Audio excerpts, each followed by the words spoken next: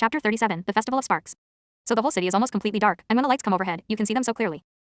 Sounds pretty cool, Searchlight said. Except for the part where everyone just stands there for drawers, looking at the sky. Well, we don't just stand there. In the dark. Breeze frowned. Where I'm from, we party until the last bream and then every Mick runs outside.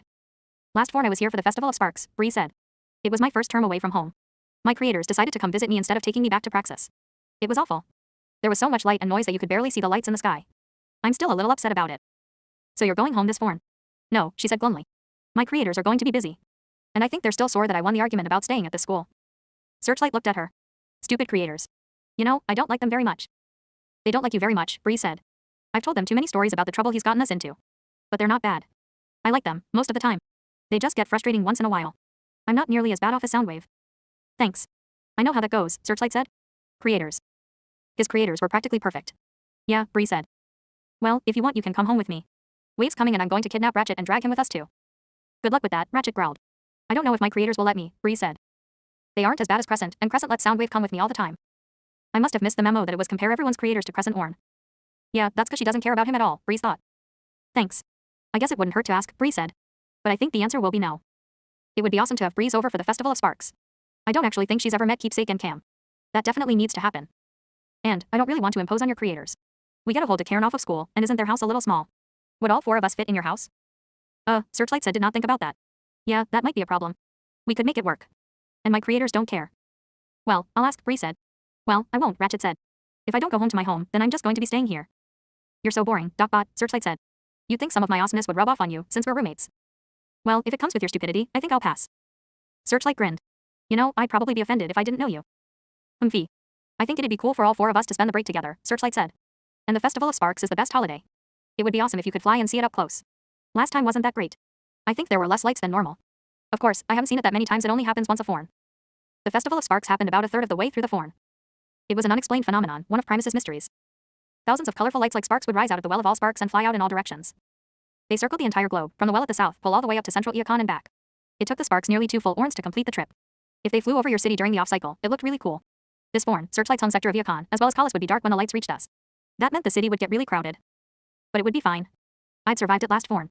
So, did you ask your creators? Searchlight said, a few orns later, after classes. Yes, Breeze replied. They said no, they don't feel comfortable sending me with a group of friends they don't know or trust. It's too bad. I was starting to hope, sorry. Well, that rusts. I don't want to leave her here all alone for the whole Karen. Okay, he said. Wow, Ratchet cut in. Your creators aren't even going to come visit you, are they? No, Bree said. Don't make her feel worse. Searchlight shot a glare at Ratchet. You're going to be here all by yourself, Ratchet said. No, she won't, Searchlight said. Well, I guess I'll be here, Ratchet amended. But I'm pretty sure she'd rather hang out with you. No, Searchlight said. You misunderstand. We're all staying here. Bree stared at him. What? You heard me, Searchlight said. If you can't come with us, we'll stay with you. Bree shook her helm. I wouldn't want you to stay here, just to make me feel better. Thank you the offer, though. He put an arm around her shoulder. I'm not going to leave you here all by yourself over the break. That's depressing. I'll just draw a picture of all of us and pretend or something, she said. I'm great at pretending. And I don't want you to miss seeing your creators. I'm sure they'd rather avoid the transit credit anyway. They can drive here to see me if they get an orn off work. It'll be fine. I've been looking forward to spending some time with Laserbeak. I'd managed to go once since the fiasco with Ravage, but that was all. Keepsake had mentioned that her behavior was still slowly improving, but I knew it must be harder when she couldn't communicate with anyone. But now we were staying here. In fact, Searchlight thought. It would be great if they drove here to visit us, then I can still follow that plan. Maybe I could ask them to bring Laserbeak with them, though I doubted she was ready for something like that. Are you serious? Ratchet said. I was going to get so much studying done without anyone here to distract me. Yes, Searchlight said. We're staying here for the break. Keepsake and Cam won't mind, at least I hope they don't mind. And I hope they can come here because I really do want to see them, and they're kind of necessary for the plan anyway, I should talk to them about it. Why does Ratchet look so unhappy about this? What? Did you want to spend the break alone? Some peace and quiet would be nice, yes, Ratchet said. My class load is kind of difficult this term. Searchlight shook his helm. You're hopeless, you know. Ratchet didn't even respond. Searchlight's creators actually liked the plan of coming to visit us, though they could only come for one orn you couldn't just shut down the symbiote shelter. Searchlight was glad they were okay with it. He really wanted to spend the break with Breeze. I was still kind of upset, though. I didn't think Searchlight's love life ranked higher than my symbiote's, but I wasn't going to say anything to him and it wasn't my decision anyway. I came to terms with it, eventually. Breeze tried to talk him out of it once or twice, but gave up pretty quickly. She was actually really glad she wouldn't be spending the whole Karen just with Ratchet. The break started. The city grew more crowded as the Karen progressed. We spent time at the park and playing games and Searchlight, and I sparred a lot on the roof. Eventually, the orn of the festival arrived and we all heard on the news when the lights had left the well of all sparks. We watched footage on Breeze's datapad of the colorful sparks rising up into the air to spread across the sky. Superstition held that the lights were the sparks of Mecha that had become one with the Allspark that forn, but the numbers didn't match up, so I didn't subscribe to that theory. Bree sighed. It's not going to be dark in Praxis this forn anyway. It'll be just barely after dark here. And there'll be too much light from the city to see them properly, but you know what, I'm with Searchlight and my friends, and so everything is okay. This Orn is going to be awesome, Searchlight said. So long as everything works the way I want it to. Keepsake and Cam should be here soon. I think they're bringing the twins. That should make it interesting, if nothing else. We wandered out into the courtyard and tossed around a lobbing, while Ratchet didn't want to play, but Searchlight talked him into it until Searchlight's creators came in through the front gates, in their alt modes. Cam's doors opened and Rumble and Frenzy climbed out and started running toward me. Ravage sprinted to meet them as Cam transformed. Then Keepsake opened her door and Laserbeak climbed out, then took off. She spun in the air and headed straight toward me. Even before she got close enough to be in my range, I could tell she was angry. I held up my hand to block her as she crashed into me. You abandoned me. You stopped coming back. You left me there for Decarons and Decarons. She crashed into me again, then the third time, she latched onto my arm with her claws. Ravage noticed and came bounding back. Hey. He said. Leave Soundwave alone. It's okay, I said. I'm sorry, Laserbeak. She glared at me, then crawled up to my helm and clung there like a giant, awkward hat. Rumble and Frenzy got to me too, and clung to my legs. Rumble pushed away first and looked around. So this is the junkyard you keep disappearing to for so long? Yep, I said.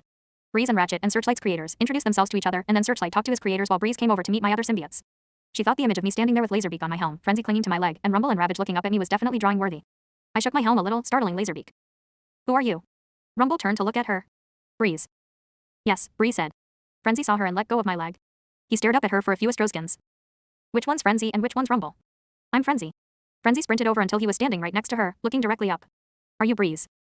Yes, I already said that. Breeze crouched down so she was closer to his height. It's good to meet you. You too. Frenzy said. Wow, you're really pretty. Rumble shoved him. Shut up. He growled. Thanks, Breeze said, then turned to Rumble. And you must be Rumble. I think I can see already why these two are hard to handle. What are those? Frenzy pointed to Breeze's door wings. Breeze glanced over her shoulder. Oh, these. Door wings. Oh, Frenzy, Searchlight thought, coming over to intervene if they decided to jump her or something. That sort of thing had happened before, with younglings at parks. Can I touch one? Breeze tried not to smile. She said. No, silly, Searchlight swooped in and picked Frenzy up. They're like really big, sensitive audios. He flicked Frenzy's audio. Hey. You want Mecha touching your audios? Put me down. Searchlight, it's okay, Breeze said. Put him down. He set Frenzy back on the ground. Frenzy kicked his leg and walked away, pouting. Frenzy, Keepsake said. What have I told you about solving your problems with violence?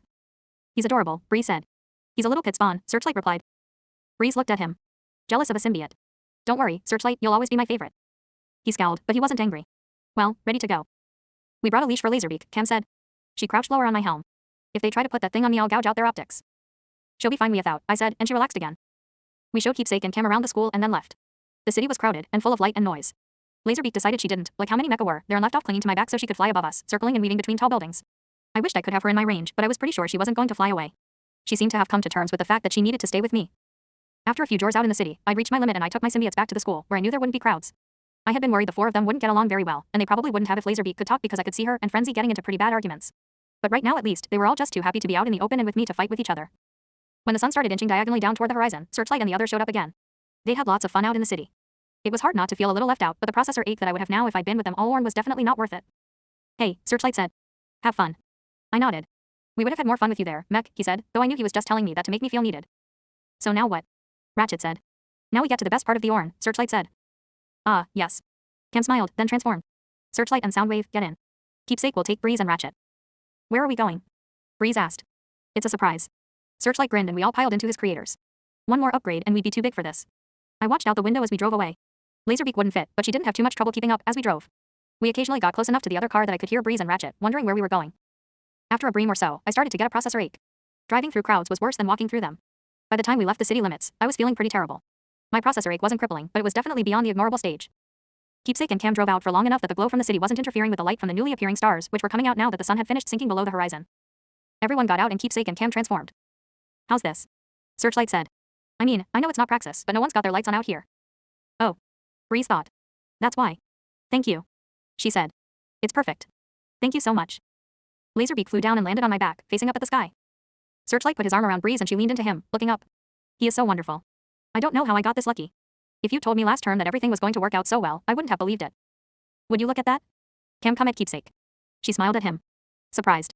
I guessed it over this past break when he was so upset she couldn't come camping with us. Praxian, though. Cam replied. Don't be prejudiced. I'm not. I just thought Praxians were prejudiced. Well, this is Searchlight we're talking about. He's not one to settle for anything ordinary. Fair point. They looked back up at the sky, waiting in relative quiet for a few breams. Look. Cam said, pointing to the south. We all followed his gaze. We could see a distinct line of light in the sky. It got brighter as it approached, and then a spark whizzed past over helm. Another followed, and then the air filled with flying dots of light. Some skimmed low enough to the ground that you felt like you could almost touch them, and others drifted past, so far above us they were almost invisible.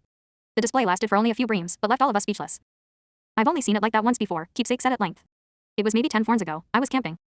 Oh, yeah, Cam said. I remember that. We'd just gotten bonded. Another wave of light would come in a few jors, this one going from north to south, but we couldn't wait for that. Keepsake and Cam needed to go home. So they drove us back to the school. My symbiotes were sad to leave, but I promised them I'd visit them soon, and even Laserbeak agreed to go after some complaining. Searchlight dodged and blocked, then we circled once before he attacked and I defended. We had been going for almost a bream now, and neither of us had been able to get the upper hand. He was focused and determined and fast, but I knew his every move before he made it. He still won. He knocked me to the ground and pinned me there. "Huh," he said, then let me up. He didn't fall back into a fighting stance, though. "You went easy on me, didn't you?" "Nope," I said. "Really? I can't trust you, can I?" "No, you won. I told you I'd get better than you," Searchlight said, walking over to the railing and looking out over the city. "You got lucky," I said. Searchlight shook his helm. He was going to his first competition, the next Orn, and he should have been really excited about it, but he wasn't, at least not as much as I'd expected. "You know, Mech," he said. I joined him at the edge of the roof. "I think after I win the college championship." I shook my helm at his shameless arrogance. "I'll probably stop competing. It's not worth it." I didn't react. He was talking more to himself than me. He knew I already knew what he was going to say. "I'm not really this kind of a fighter, I don't think. Of course, I still want to learn from Master Yucatron because he's pretty awesome, but it's just not as satisfying as it would have been last term, Frag. I think I'm actually growing up and becoming irresponsible." "Don't get ahead of yourself," I said flatly. He snorted. "But really," he said. "This world doesn't need another Circuit Sue champion. Things are going pretty badly in some places, and the Eocon Council is turning a blind optic. You can't fight that with martial arts." I shook my helm. "I guess that's why I'm in the political science and government emphasis," Searchlight said. "Maybe I can change something some more." "You're crazy. Tell me something I don't know," Searchlight said, then smiled. "This term has not been what I've expected." "Definitely not. But it's been really good. I feel like I've changed, you know. In good ways." He looked down over the edge of the building. "I wonder if you built a really big ramp, if you could like ride down it, or drive if you had an alt mode. Why in pit do we not get alt modes until our second to last upgrade? It's not fair. And some things would never change." I felt different too, though. "I know what you mean," I said. "I bet you do," Searchlight thought as I walked away.